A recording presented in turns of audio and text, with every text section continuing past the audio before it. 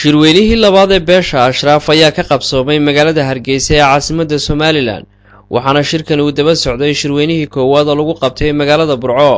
waxaana labadaasi shirba ka soo baxay qodobo dubdhaxaadkoodu ay ahaayeen in la mideeyo Ashraafta Xasan iyo Xuseen taasi oo si weyn la isula qaatay waxaana sidoo kale ka mid ahaa qodobada la isla qaatay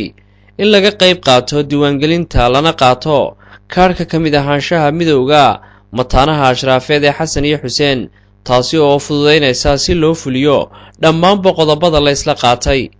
geesta kalena guddiga maamuleysay shirweynahani waxay ugu baaqeen walaalaha ku abtirsada Ashraafta Xasan iyo Xuseen afka Soomaaliga ku hadla meel kasta ay joogaan inay midoobaan kana qayb qaataan horumarka ay wadaan midowga mataanaha Ashraafeed ee Xasan iyo Xuseen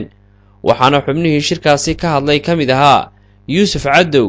Dr. Cabdiraxmaan Shariif Maxamed Shariif Haashin iyo waayeel kale oo tiro badan waxaanay dhammaantoodba ku dheeraadeen qiimaha ay leedahay midnimada iyo wax wada qabsigu haddaba cidii jecel in la xiriidho guddiga hawlahani wada waxa ay kala xidhiidhi kartaa telefoonka nambarkiisu yahay eber 252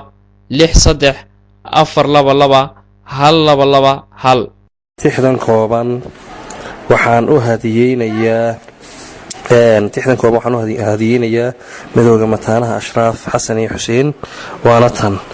mahad eebbe weeyo waa maalin weyn oo maamuus inaga mudan oo maskaxdii fayowbaa murti qaadanaysee muraadkeenna ugu weyn aan idiin micneeye midnimada Ashraafta iyo mataanteenna weeyo mudanow Xuseen iyo Xasan baa maraaye mashriq iyo galbeed iyo maqrib iyo ilaa bari meesha aydun joogtaan maka iyo madiiniyo maqdis baydkii weynaa midnimada u kaca oo marxabeeye idilkiin waad mahadsantiin gebi. Assalaamu calaykum waraxmatullaahi tacaala wabarakaatu.